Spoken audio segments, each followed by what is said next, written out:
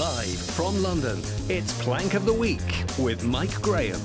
Good evening and welcome to Plank of the Week. It's Friday night and this, of course, is Talk TV, the home of common sense. And this is the one place where you don't have to worry about judging anything because we'll do it all for you. There's been an awful lot of plankery this week. Jeremy Kyle is here. Alex Phillips is here. And, of course, here is Steve, the one and only, from Virgin Radio, Denyer. Shall we get on with the show? Why not? Jeremy Kyle, over to you. What's your first nomination? Far be it from me to want to win for the third week on the row. Yeah. That piece of scum, Bob Vylan, has to be right up there. Let's just have this as it is, right?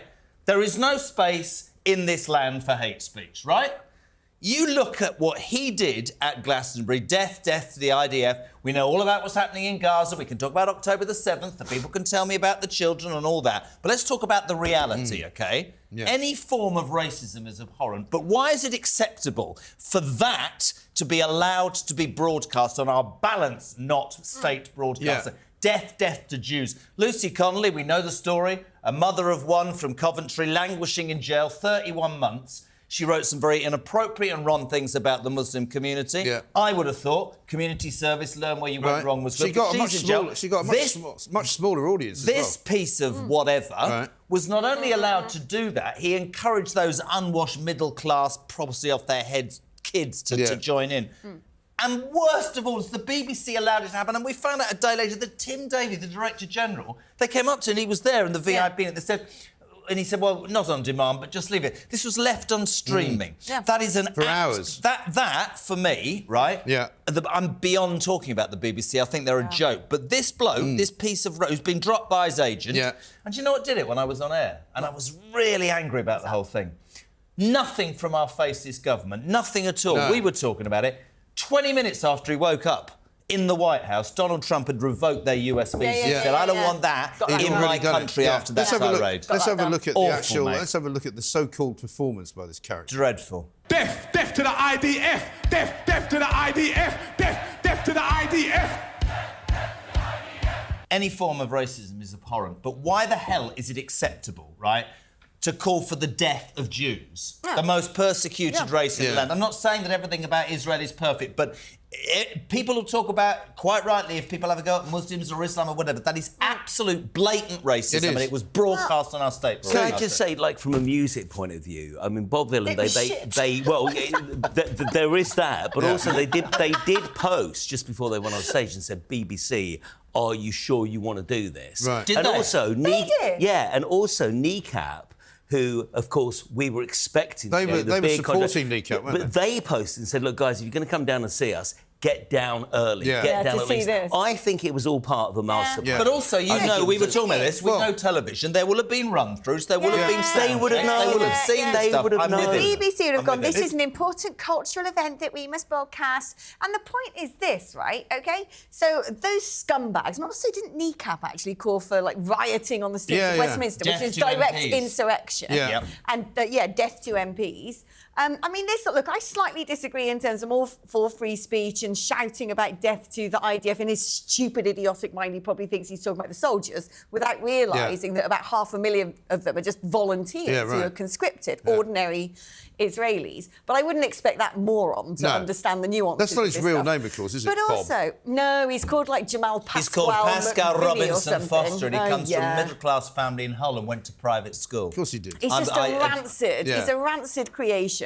I'm so glad his record label, his agents dropped him. America, no visa. Watch you disappear into insignificance because, I mean, my big bugbear with this is the fact that it's just effing crap, isn't it? I mean, not good, forget what he's talking about on the stage, which, you know, free speech, whatever. Yeah, the BBC, I mean, if anything else, would have pressed the dump button. But it's actually just rubbish. But it is rubbish. But the point is, a lot of stuff at Glastonbury is rubbish. That was his Instagram post, by the way. Why are we paying to send 500 people down there? How many millions are spent on live broadcasting that rubbish Nuremberg rally? Right. You know, I don't want to watch it. That is the other problem with this guy, is that they knew about him because the BBC have been using this guy since 2006. They made apparently. It, didn't they? And also, there's another clip which hasn't been shown, which I don't think we have here, but I saw earlier this week, and it's of him before he did that death to the IDF, and it's him telling a story of how he worked for a guy, and he describes him as this fat, bald Jewish bloke, and he was obviously a Zionist. And I saw his name on it. You know, so it was really like it wasn't just that chart. He was being very. So they could. He wanted to dig up Margaret Thatcher. Yeah. You know, that's also okay for the BBC. You know, and the thing is that you know they could have prevented him at that point when he started talking about the fat, bald, horrible Zionist bloke that he used to work for. You know, they could have pulled the plug then, but they didn't. Do you know what I think is really scary as well on the show that the following day when I sort of calmed down a bit, we had Jonathan Sakadoty on, who's a leading Jewish broadcaster. That guy's cool. And I asked him two things. I said, do you think that what Netanyahu's doing has made it impossible for Jews? And he said, listen, there's a whole debate about that, and there's a lot that we are not, as a nation, happy about. But this is what he said. He said, I was born here, and for the first time in my life, people in my community are scared. Yeah. And if they see Glastonbury and they see those people chanting, maybe it's time for us to go. I think it's disgusting. Yeah. I think it is absolutely wrong to make those people feel that they don't belong in this country. It's absolutely disgraceful. Whilst we're opening our arms to anybody from any Well, community. exactly right. Let's have a look at what Lisa Nandy had to say. She suddenly woke up this week. Our national broadcaster, which is funded by the licence fee, which is paid by the public in this country, has broadcast something that is deeply, deeply offensive to a community in this country that has made many, many people feel and may actually have made them unsafe. Yes, and of course you could have been very lucky if you'd been at Glastonbury, because not only was Tim Davie down there glad-handing it, supposedly you reckon he was going down there to see the staff, because you probably don't see any of them in Broadcasting House in London, because they're all working from home. No, they all work from home. But when Glastonbury's on, they can certainly go to that. But do you know who else was down there making a little speech in one of the little tents off to the side? Do you know who it was? Keir Starmer? Gary Lineker. Hey! Gazza was down there, he was trying to talk about how we should be less divisive. All the top brass of the Third Reich. Yeah, and we should all be less divisive and we should stop hating each other and all of that crap. Meanwhile, there was another Jeremy down there who was the one that was, in fact, Jeremy Corbyn. Have a look at this. Look on the wall right over there that surrounds this wonderful festival. And there's a message on that wall for President Donald Trump. Build bridges, not walls. What an absolute plank. So he's actually said, right, on that wall over there, there's a message to say, don't build walls. They had watchtowers, chicken wire fence, and 400,000 people able to be, given temporary accommodation in tents at the same time. I'm like, I've got a really good idea for the boat people. Maybe they should all go to Worthy Farm if they care so much about wokery and the boat people. It has been proven that you can create a secure premises with food stands and a load of leftists who are going to pander to your needs. Load of tents. And a load of tents. Yeah. Well, that solves the problem, doesn't it? Well, it's easier to break into Britain say. than it is to break into Glastonbury. That's obviously true. Right, Alex, over to you with the NHS. Calm, dear, calm. I remember back in the day when I was wheeled into an operating theatre for an operation when I was about 8 years old for a hernia. And I came out and thankfully I did have weight. Yeah, I fell down some stairs or something with guts popped out the wall or something, I don't know. So I had to go for an emergency hernia. And I get wheeled out onto the ward and then they got the names wrong, being an Alex. And they told my mum, your son's going to be going for his circumcision very soon. Well, it turns out that the NHS haven't really learned many lessons since then. Who said that a woman can't have a penis, you see? I know, right? Yeah, I was ahead of my time, as I often am. Yeah. But the NHS haven't really learnt much since then, because despite the Supreme Court going on biology, the NHS is still insisting that its midwives are trained in chest feeding for parents. I don't know how they're getting away with this. It's supposed to be against the law now, isn't it? What is it? I mean, first of all, right, is this catering for just the one person who's had a mastectomy and is a woman who's still giving birth and now identifies as a man? Or, who is this for? Or is it for, quite frankly, the narcissistic, sick, perverted weirdos who are male-born, who then take a load of hormone supplements to produce breast milk in their male pectorals? Except it's not breast milk, is it? It's gross. No, it's horrible. That is literally going to poison kids. I'm sorry. Posters I think I can show you. Let's have the first one. Birthing people, there you go, ain't all women. They are, actually. They are. So that one's wrong. Cross on that one. Birth workers. Have they actually got LGBTQ with a hijab? Because I'm pretty sure those things are mutually wrong exclusive. As well. Number 3. Oh, come on, What is happening there? What's that Romulus and Remus from Dystopia? What's that all about? Oh, God. What is going on there? It's just gross. It's all He looks gross. he looks like a sumo wrestler, that guy. We had a midwife on. Oh, didn't I? 28 years experience. thrown out because she said to a couple, couple of years ago, after 20 years, she said, congratulations on the birth of your son. And they went nuts and said, we'll decide the sex of our son. And wrote to the hospital. She got an official warning and she just said, I'm not doing this anymore. What has gone on with... I mean, honestly, maybe... But the thing is... Steve, help us out, right? What has happened? Why does Steve know? Steve, like NHS Steve. What has happened, I haven't been in the Steve? hospital since I was circumcised, so I couldn't tell you about that. Well, we got some interesting facts. I would have expected... You didn't really want to know that, Mike, did you? No, not really. I didn't... That's 2 circumcisions. We've only been on for 5 minutes. Anyone else wants to... have not you me. been? Well, I had a testicle removed from testicular What about you? Are you cancer. fully intact? Yeah, I am actually. OK. And also, I thought my you knew that. non-existent penis is still fine. But you're right, I think in this climate, I presumed that this wasn't a thing anymore because of the law change recently. But apparently the NHS is holding out, though. So seemingly it is, but I would have thought... Did I read something about Ofcom this week as well? Yeah. Did I read something about Ofcom? The thing is, I've said this, and a lot of people here don't agree with this. I don't care what you are, right? What I rail against, as I started the show with, is my kids being told by some speaker that you know, net zero's the answer, that Brexit's a disgrace, that Donald Trump should be impeached and that a woman can have a penis. It's like we've decided that we're OK to live in a society, in a world, where everything that to me is norm. I don't mind differentiation, but stop trying to destroy everything. I said to my kids the whole time, Churchill was a racist. She wouldn't be here. It's also, I know. It annoys me. I mean, even the SNP have now finally admitted up in Scotland that they're going to have to adhere to the Supreme Court ruling that actually a woman is only a woman if she was born a woman. The minute a woman thinks they want to conceive a child, it's like, you can't drink, no prawns, no soft cheese, no this, no that, no cigarette, all of these things. You must be a complete pure nun, you know. Yeah. No prawns. You know, shellfish or something, isn't it? With like, I don't know, I haven't been knocked up yet, but, you know, I know that the rules are pretty stringent. And yet, if you're a man, it's like, yeah, you know, pump me full of hormones so I can have stuff coming out of my nipples and I can force this baby to suck on my teats. It's really deranged. No one's done any studies into what this is doing in the long term to kids, apart from the ones that have been done. Had it on my Weetabix once. Breast milk? Yeah.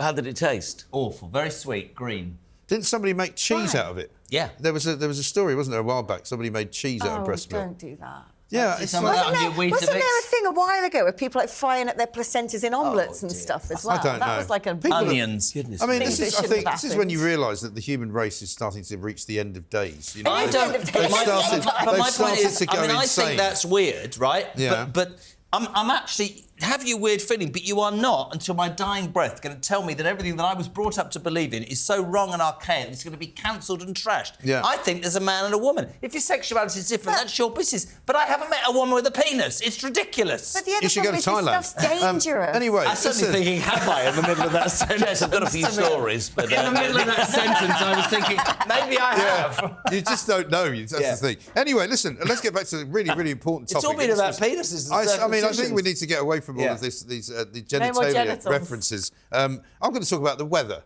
right? Because it's been a very big week for weather, Yes. as you can imagine. Funnily enough, the BBC just the other night, I think it was Monday, Told us it was snowing. I put it on. No, I put it on the BBC just occasionally, just for a laugh, over the news at 6, and they led on the weather. The whole story was about the weather for about the first 4 minutes, right? And they didn't actually mention climate change for about the first 3 minutes. Wow. But they finally did get to climate change. And they had a woman standing in what looked like a very nice sunny sort of field somewhere, talking about how hot it was, because it was quite hot, but it was lovely, you know. But here's what really ground my nuts, and it was the Liberal Democrats. It was the Liberal Democrats who decided that, you know, this was such a crisis that we should have a COBRA meeting. Right? Now, COBRA meetings are only normally called when there's a terrorist attack, some kind of major, you know, National industrial emergency. strike, Yeah. national emergency. It's called COBRA because it's named after the Cabinet Office briefing room, right? That's what it's called. And not a lot of people know that. Not a lot of people know Not that. a lot of people know that. Cabinet Office briefing room A. Yes, thank you. Otherwise, it'd be covered. But, excuse me. Yeah. It's his show. He did it perfectly. Don't try and be smug. No, she can be as smug as she wants. It's She Cabinet wants- Office just trying to get a briefing room reaction. A. Yeah. It's Men it's can room breastfeed. A. Deal with it. Yeah.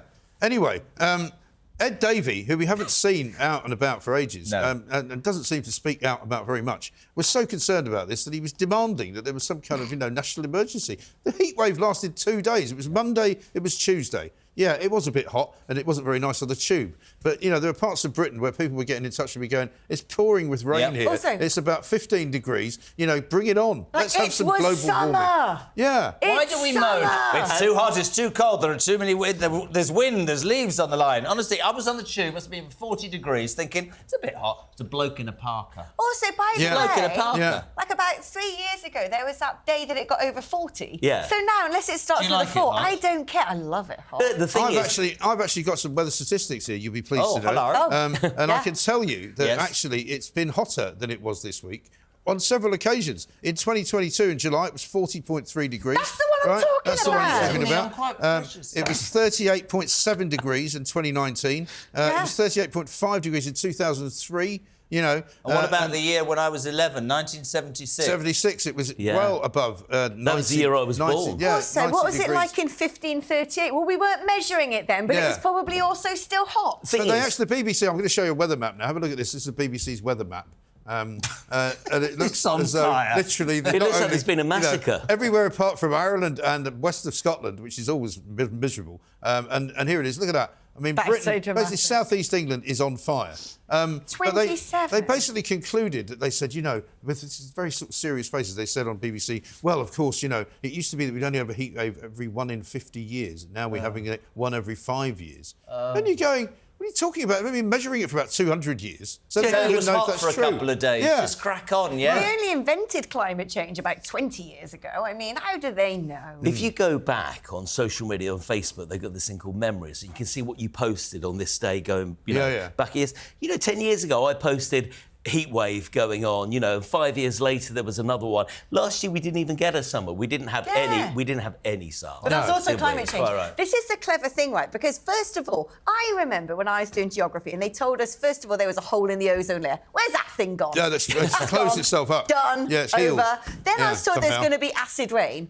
There never was. No. Then all of a sudden they came out of global warming. Yeah. And then someone went, yeah, but you know what? It's pretty chilly this summer. Well, we better change that to climate change. Yeah. If it rains, it's climate change. Yeah. If it snows, it's climate change. Yeah. If it's hot, If it it's floods, climate change. it's climate change. The fact that actually all this extra CO2 in the atmosphere means that the planet is greener than it's ever been in the planet's history. We've got more vegetation, You'd definitely more be my plant life, environment secretary. and also Sure. that polar ice cap up there, that thing didn't even exist for about, you know, hundreds of years. That Because only it's invented melted. itself. Well, no, it wasn't even there. You're hitting me It was again. so hot Yeah. it wasn't there, and now it Would you like popped to up. see? Now it's on Would you the... like to see how we used to do the Oh, weather? This come is back in 1983. Have a look at this. Britain's been basking in the heatwave again. In many parts of the country, it's been hotter than Hong Kong or Honolulu.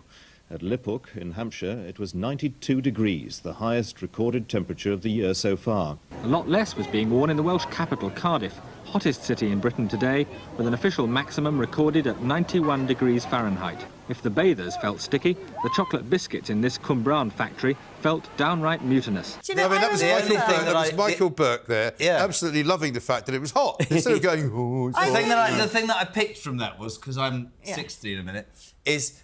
Did you have those shirts that the collar was white and the shirt was a different colour? Yes. Do you know what I picked? And the cuffs. And the cuffs were white. Cuffs were white, collar was white, the rest were blue or pink. I took two things from that. First of all, when Ridiculous. did we use Fahrenheit? Was that like a thing back then? Oh, yeah. Yeah. Old money. 41, but I Old I money. was brought up on You and I have had this centigrade. conversation before. But Do you also, remember?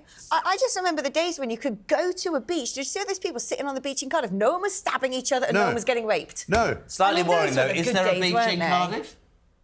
There is a beach in Cardiff. You don't want to go there. There's not. You've got to Cardiff Bay. There's a really? beautiful hotel called St David's I know St David's Hotel. What, they put an artificial beach in front I've of been that to bit? Swansea No, but Docks with a woman I can't tell you about. when the tide goes out, there's a beach. Is there? Trust me. I used to live in Cardiff. I spent a lot of time there. I Did lived you? there like Yeah. 1,000 times. On the Gower Peninsula. On the Gower. Well, I Yeah, went you there go as well. up there, you go up to the Jurassic coast of Wales. Yeah. and Greta all that. Thunberg. Sorry, we haven't got a lot of time for the travel part of the show, I'm afraid.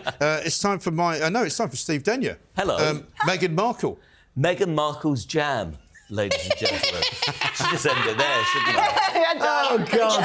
So- We've gone from lactation to jam. I'll be looking. This is my big moment. Okay. So she has released this under her As Ever brand, and actually Boring as ever. Well, as it should be renamed. She was saying she created this in her kitchen. Yes. Which we all know wasn't her kitchen. No. It was a set, wasn't it? It was a set. I think it was just. And even the friends weren't her real friends. They'd actually been paid to be there. Well, it turns out the poor people making this actually live 2,000 miles away in Illinois. Illinois. Yeah. So there's probably people kind of chained up to radiators. Yeah. 2,000 miles away. It's a factory. It's a churning factory. out this stuff. Yeah. He did wait. Anyway, here it is. This is Meghan telling us how happy her jam makes everyone. Truth be told, I had just been making a lot of jams and preserves at home and sharing them as holiday gifts with a lot of friends. And it was one morning, beginning of the new year, so many friends at the same time had texted saying, I don't know what it is, but your jams just make me so happy. Why would it be obvious to people? How can jam make you happy? Depends where you put it. Yeah, that's true. Right. Yeah, very well said. Because she also brought out some rosé wine this week, didn't she? Which was first brought out as well, rather unbelievably, coincidentally, on the same day that Princess Diana was born. How on earth do you think that was a coincidence? Of course it wasn't a coincidence. I mean, what's Harry thinking? And also the other great story this week was about Harry talking to the Queen and having a very, very bad session with the Queen, upsetting her for 10 minutes. And she apparently said that she was worried that he was besotted with this woman. And she said, he's obviously not very bright. And he's not very strong. And this is right at the beginning of the relationship. And she is both of those things. So I think the Queen nailed it in one there, but there we are. Right, well, that's off to a very interesting start. We'll try and keep it a bit more sensible during the next part of the show. Coming up, we're going to be talking about the big story of the week, the collapse of the Labour government. I know it hasn't happened yet, but it might have by the time this show comes out. And, of course, another grooming gang leader who hasn't been deported. It's all coming up on Plank of the Week.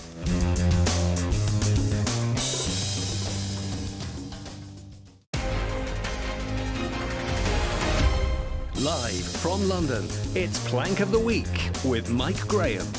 Welcome back to Plank of the Week. So far, we've got some very, very good starting material, but I've got the best one, I think, of the week, and it's going to be very hard to beat this one. Keir Starmer, the Prime Minister of this country at the moment.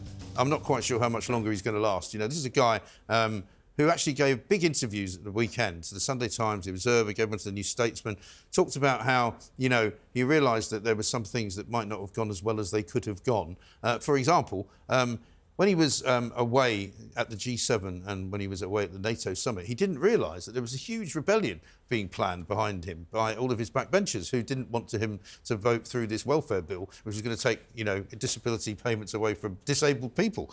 He said he was distracted because he was at NATO. Then he said he was distracted about when he made that speech about feeling like you were in a land of strangers, which a lot of people thought he was finally saying something true about, all the immigrants in the country. He said he should never have said it, but he was distracted because somebody had firebombed his house. And you kind of go, well, I suppose you could be. I can see why you might be distracted by that. But it's all very weird, right? Anyway, this week, he comes back from, or beginning of this week, he comes back from the NATO summit, suddenly realises that he's about to be kiboshed by his own backbenchers. And so he suddenly goes from being, I'm not going to talk to them, I think they're all just making noises off, I don't care about them, I'm going to just push it all through, to suddenly going, oh, we're going to listen to you. And we're going to see. And so when he came out today, or rather earlier in the week, to go into Parliament for Prime Minister's questions, this is how he made his entrance. Have a look. Now, can you imagine if you're his It's like Hamza Yusuf on the old thing, isn't it? It is. I wish the cat was under his foot. I wish Larry the cat was sitting there like, yeah. We're going to be playing this for the rest of time, right? We're going to be playing this for the rest of time because only Keir Starmer could get that so wrong. It's like you've got one thing to do: come out of the building, try not to stumble because everybody thinks and walk to your car. Maybe they should, maybe they should bring the car a bit nearer so that he doesn't have that problem. I think there were some really unedifying scenes, weren't there, in Parliament this week? I mean, he sort of, in the end, he had to backtrack so much that it's actually cost the country even more. There'll undoubtedly be tax rises. We saw Rachel Reeves quite upset, didn't we, earlier in the week? We've got some footage of that. Let's have a look at that because this was in Prime Minister's question. She was sitting behind him, right, and she was in tears basically.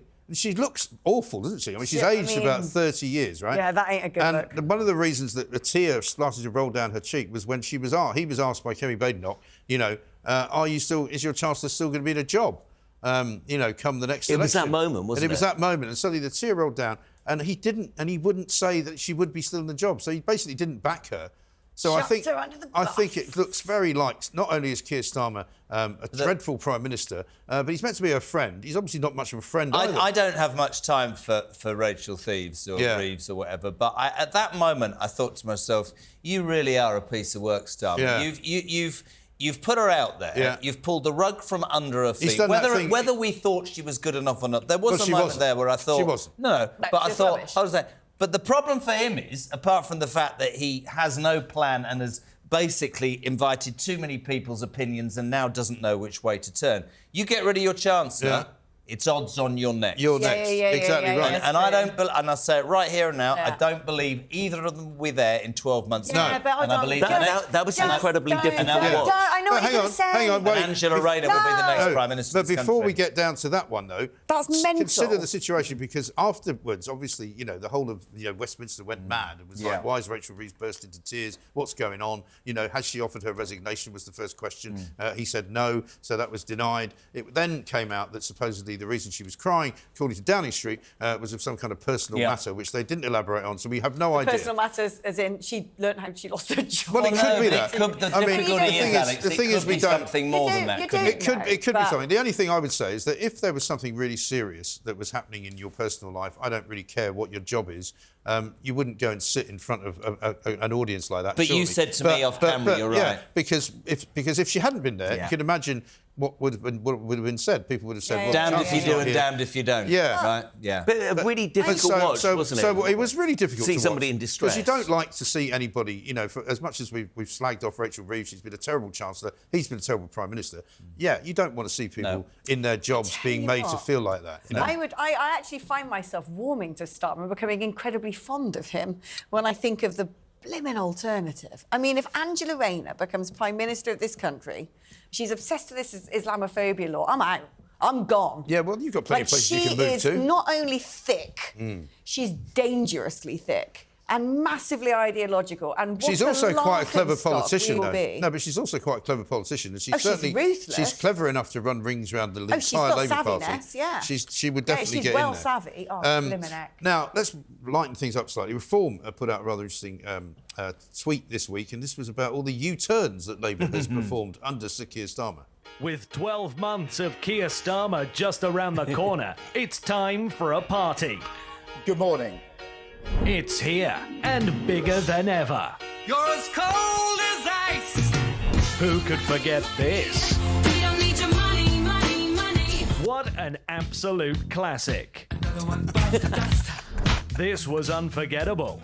I want to break free. To celebrate 12 months of Sir Keir Starmer. Now that's what I call U-turns. And if they'd had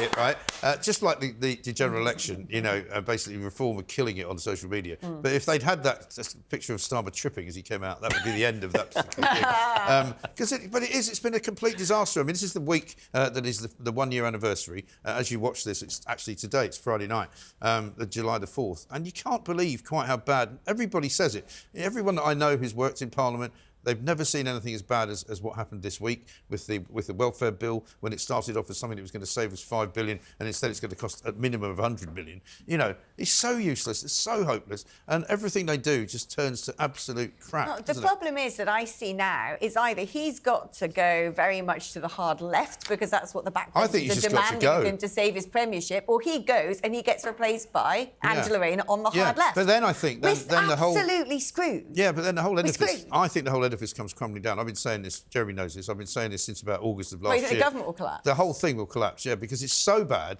that it will become a fiscal crisis in this country. Oh, I reckon there will be there will be an economic crisis to such an extent that there will have to be a general election. I just think I find it from a personal point of view, him, and this is me at my most rational. And you talk about Rayner.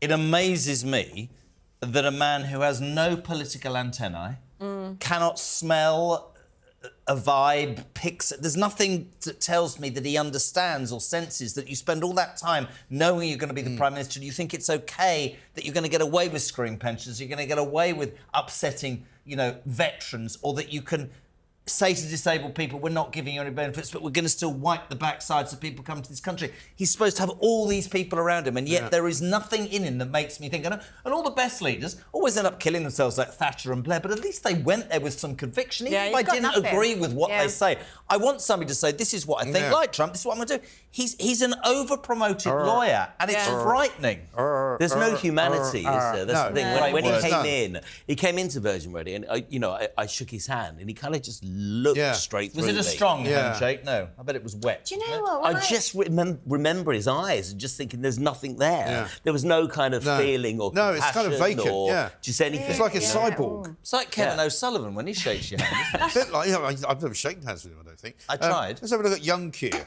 I do think it's time that the court system became much more of a place where the ordinary person feels they can go, and I think that means stripping judges and lawyers of their wigs and gowns and making it much more like a GP's health centre. Yeah, great. So when you can't see a GP. Well, you can't see one. So when you turn up at the law courts, you'll go, any chance of a case today, Your Honour? But he's always been a geek. That's the point. And geeks go into politics. Unfortunately, he's like king of the geeks. The person who's really running this country is that Lord Hermer, mind. Yeah.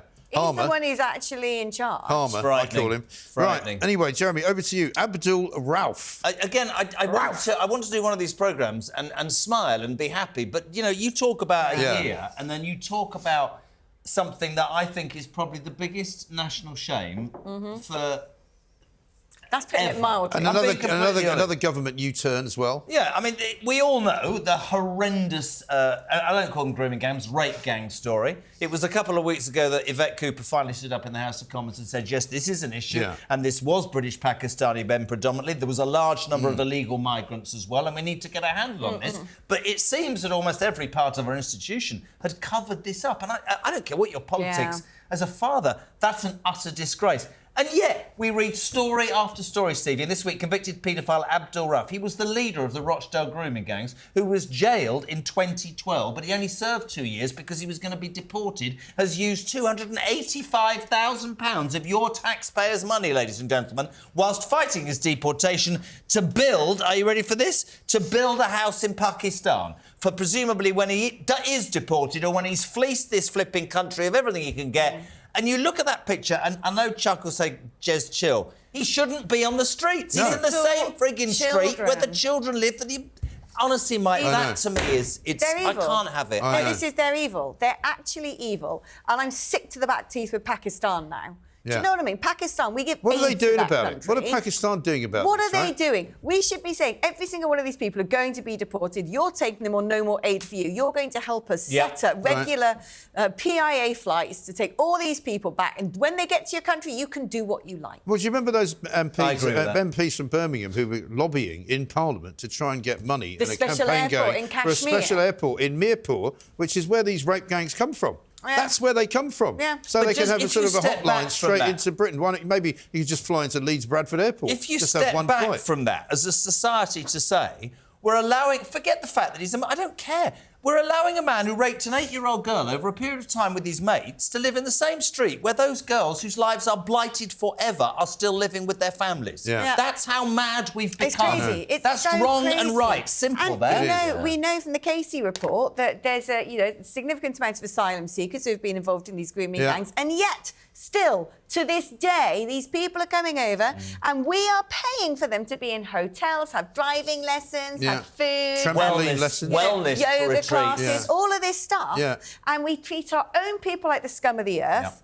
We haven't got any money, black hole this, welfare cuts that. Do you know where I'd begin? I would begin with anybody who wasn't born in this country. We don't owe anyone who's not born in this country anything. It's really blimmin' simple. Like, I don't need to invite all the homeless people in Britain. You're gonna think I'm not going soft at all. I think you also have to touch your cap to the people who come to this country and build and create and employ and create money. And I think you have to differentiate.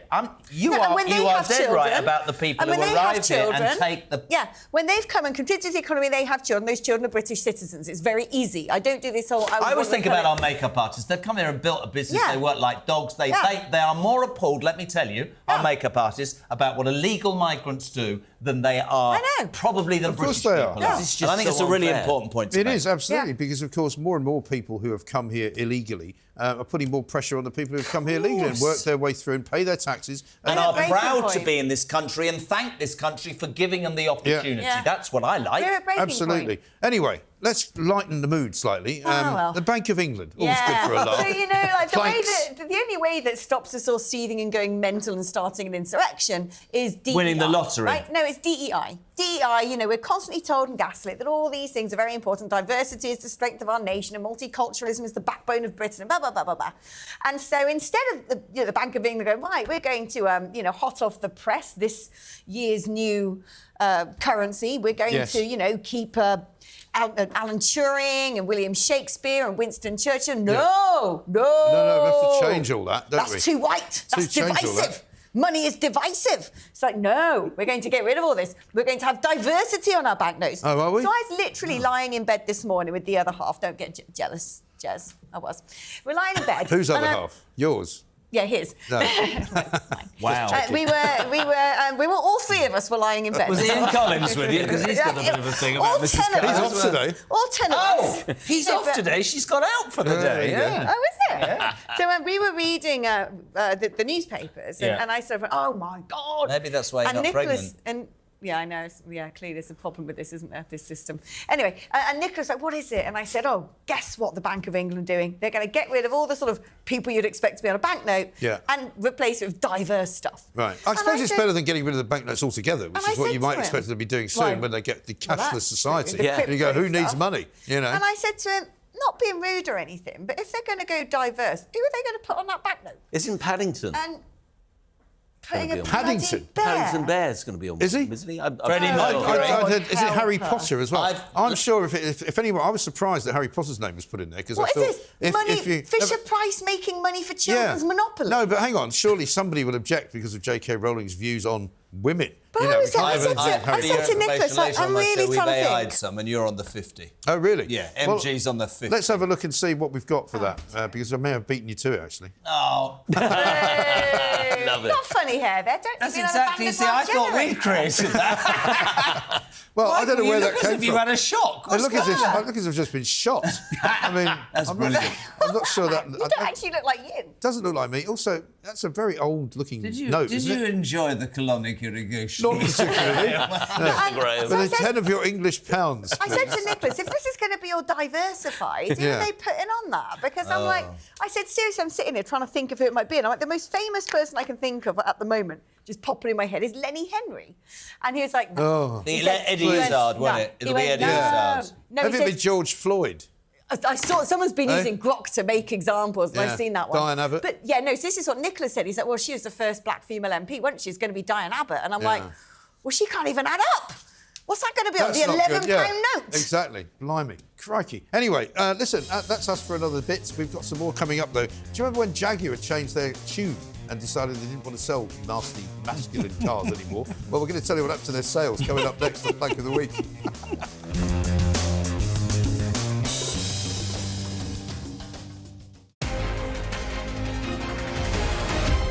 Live from London, it's Plank of the Week with Mike Graham. Welcome back to Plank of the Week. It's time for me, once again, to give you one of my nominations, and I'm going to go with Jaguar, or Jaguar Land Rover, or as Keir Starmer likes to call them, JLR. You know, because remember when he went up to the factory there and shook hands with loads of people and made out that he'd sort of saved their careers because apparently a lot of people like buying Jaguars in America. But after this advert change, remember the advert change? Let's remind ourselves of what they did to the brand.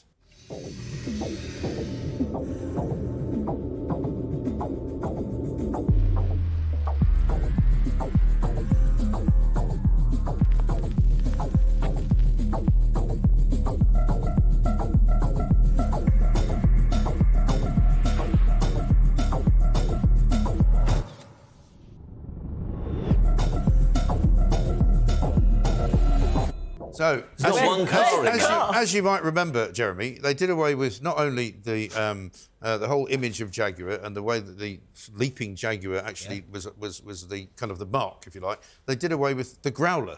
Remember that? Because I didn't know that's what it was called. I didn't know that's what it was called. What's a growler? I know you've not met one before, but... The badge. If there is a what? It's the badge. I thought you said something else then for a moment. Can I just say? The badge. I am going slightly deaf. I thought he said started that way. If you wanted to ask one person what a growler was in this audience, it would be Steve Denyer. It would. That's brilliant. So, anyway, the thing that appears... If you actually have it... I used to have a Jaguar, and it's the thing that... Because they stopped the leaping Jaguar, because they decided it was too dangerous, and they ran over people, and they'd get sort of, impaled on it. So it's basically the badge of the thing. But they changed the writing. They changed everything about it. But guess what's happened to their sales? You know how many cars they sold in April 2025 in Europe? Jaguar, the massive multinational company. 49. I mean, wow. That's terrible. That's right? done. They've lost, basically, their sales have dropped from 1,961 units sold during the same month the previous year. So they've actually lost 97.5% of their sales. Is that 97.5%. Is that where the advert was portentous? Where there was a load of people sitting there going, "Where's the blooming car?" Yeah. I thought the rock was. I'm being honest. I thought that rock, as they left, was gonna grow, and the wheels. Were Yes, I thought that. Not the sign of a bloody car. How would I know that was a car? I know. It makes me very sad, actually, It is because sad. Jaguar is one of my favourite car marks. It's iconic, that's ever isn't it? existed. Iconic. And they've turned it into that horrible font, the Fisher-Price font, Yeah. and all these weird people who they're in the Socialist Workers' Party. And all of that for political correctness, and you've lost your business. Why do all Remember when these Gerald people Ratner said, "My jewellery is exactly crap." right. Cheap, And if reliable, you- affordable And product. if you remember, Elon Musk actually sent the CEO of Jaguar a note on Twitter, and he asked him, "Do you actually sell cars?" Because there's nothing in that advert that would suggest that you sell cars. And then they put out these ridiculous-looking things that look like, Lady Penelope's car from Thunderbirds. Boxes. The pink boxy thing. Yeah, they looked like they'd been made from cereal packets And you just wouldn't on want to how drive to around I had a anyway. crush on her. Unbelievable. Who? What, Lady Penelope? Yeah, I don't blame you. And Florence from the Magic Roundabout. Yeah, that's a bit weird. Steve, over to you. Universities, it says here. £16 million of taxpayers' cash being spent on very, very strange kind of, I suppose, woke university projects. Can I read a couple? Yeah, go on. For you. So you've got 260 grand spent on is a city tour app exploring whiteness in statutes. Whiteness? So various kind of, how many white people are represented in statutes around. Right. There would be quite a lot because of the times, when these statutes... When people were mostly around, white. were mostly white. You've also got money being spent to help women who are called witches through witchcraft and songs that people can sing in order to help this out. So less curses, more verses, that kind of thing. A lot of money here, but 16 million. Didn't they have something like this in Scotland for a while ago when they had some kind of pardon for a load of witches? I'm pretty sure they had it. There was something, wasn't there? Because they used to burn them at the stake and stuff like that. Or they did. Or dunk them in the water. And if you floated, you were killed as being a witch, and if you sunk, you drowned. Apparently, it's a Can problem. you swim, Alex Phillips? Yeah. But, I mean, everyone knows I'm a witch anyway. Some people are. I mean, I used to know a white witch, actually. Very witchy. Yeah, very witchy. That. Yeah. Why are you saying white? Well, she called herself a white witch because I think because there are black witches who I think are, See, evil. And I know that, and then white witches I'm white witches who are good. non-colour-conformist in my witchery. Yeah. Apparently, there's a problem with women who age in South Africa being abused and called witches because of their lines and looking old and stuff. Botox is a great thing. What's that got to do with Newcastle anti-witch University? injections. Anti-witch injections. I think we've got some witches to have a look at. Have a look at this. I'm just a mean green mother from outer space, so get off my back, get off my face, because I'm mean and green, and I'm bad.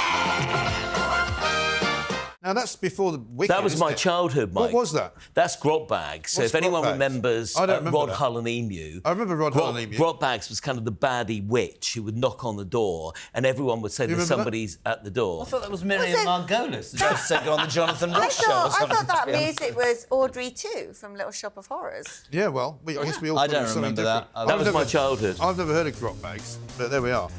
Coming up, we're going to decide who's won Plank of the Week, but I've got one more to do, and it's a politician, I'm afraid. Not a witch. I don't think so, anyway. It's Plank of the Week.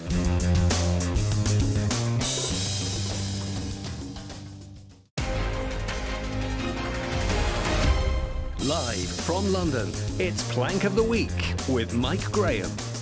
welcome back to Plank of the Week, the final furlong, as I like to call it. Andrew Gwynne, does anybody remember him?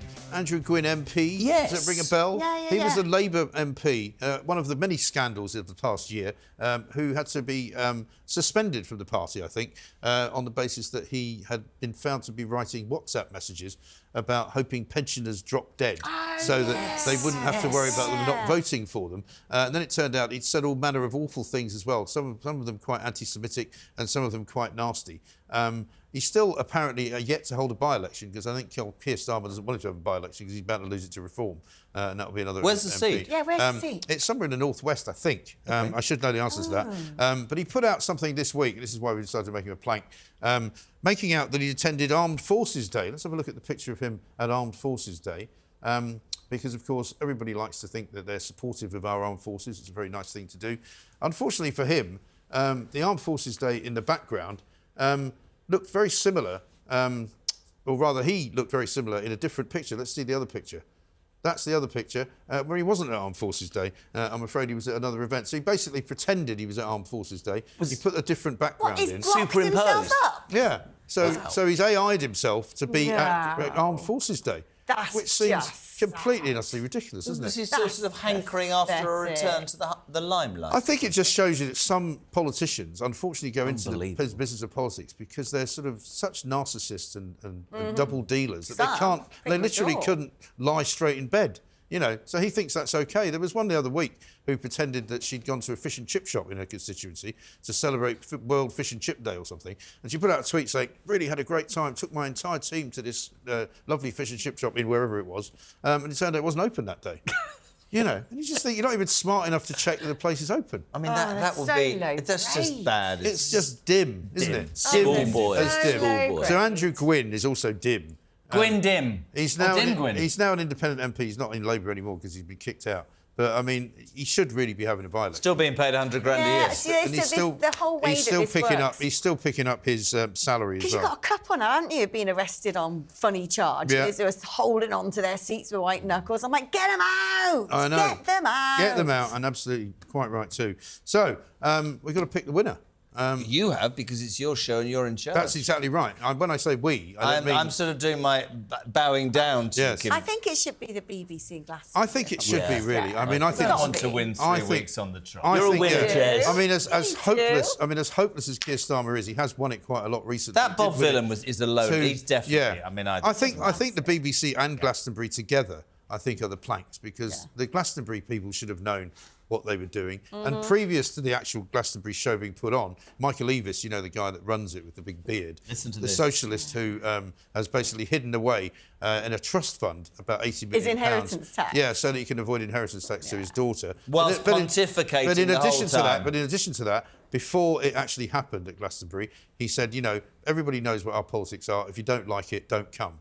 So, I mean, you know... I think Stevie D made the best point, actually, the whole show, when he said they will have had run-throughs, they will have had rehearsals, they will have absolutely known. I believe the BBC and Glastonbury are complicit on what happened, and that... They are. And if you're going to put Lucy Connolly in jail, then that piece of what's it should be in jail as well. And if I was running the BBC, which obviously I never will be, you'd have to resign. I'd have to resign. But also, I would say, right, we're not covering Glastonbury anymore. Yeah. Let somebody else cover it. Why should we? And as licence payers, I don't think we should be paying. Do you not think it's really funny that it's called Worthy Farm? Yeah, I know. Because I think it's the most unworthy thing there really is. Absolutely. No, but like I said, I just think we should reappropriate it and use it to house all the migrants. Yeah. Just, I think that would stick it right up the virtue signalling, lefties down in the West Country. Would you be willing to give up your £300 Glastonbury ticket this year to give a tent to a MIGO instead? Yeah, a MIGO. That's a nice short. I like calling them MIGO. Is it time for us to go?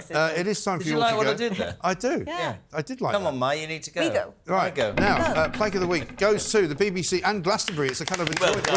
Well done, Jez. Well done, everybody. Well done, everybody. Can we just say, it took an 80-year-old Rod Stewart to show everybody how to do it. Yeah. That was the other thing that was brilliant about it all. Anyway, that was Plank of the Week. We'll be back next week with more from Plank of the Week. Thank you to Jeremy. Thank you to Alex. Thank you to Steve. We'll see you soon.